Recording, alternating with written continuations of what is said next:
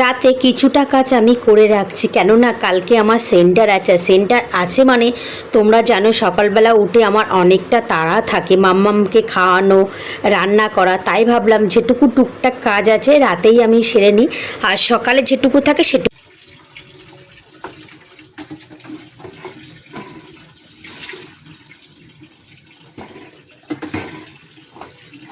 বাড়ির চা তো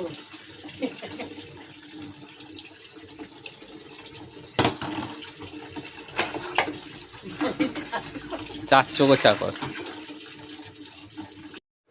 কাজের কাকিমা হঠাৎ সন্ধেবেলা ফোন করে বলছে, বৌমা আমি যেতে পারবো না, কালকে একটু আমি বাপের বাড়িতে যাব। তাই ভাবলাম না, বাসনগুলো আমি মেজেই রাখি, রাতে সকালবেলা উঠে যেটুকু কাজ থাকে টুকটাক সেরে রান্না করব।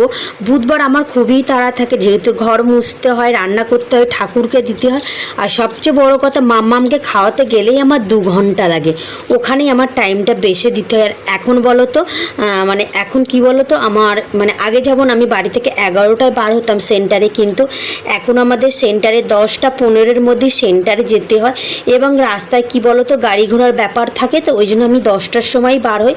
গাড়ি কোনো দিন পাই না, তার জন্য একটু তাড়াতাড়ি টাইম নিয়েই বার হতে হয়। তো আর বুধবার হলেই না মানে টেনশান হয় যে সব কিছু কাজ কমপ্লিট করে সেন্টারে যেতে পারবো কিনা, কিন্তু যতটুকু পারি ততটুকুই করে আমি যাই। প্রথমত মাম্মামকে খাওয়ানোটাই আমার প্রথমত কাজ, কেননা মার কাছে একদমই খেতে চায় না। আগে তবু একটু খেত, কিন্তু এখন মাম্মাম একটু বড় হয়েছে, মায়ের কাছে একদমই খেতে চায় না।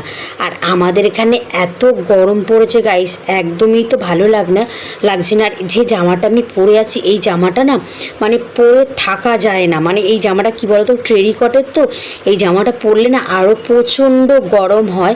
তো তার জন্য একটু বেশি করে সানস্ক্রিন মাখছি। আর বুধবার আমাদের মানে সেন্টারে যেতেই হয়, আদার্স অন্য দিন তুমি ছুটি করলে তবু ঠিক আছে, কিন্তু বুধবার আর বৃহস্পতিবার তোমার সেন্টারে যেতেই হবে।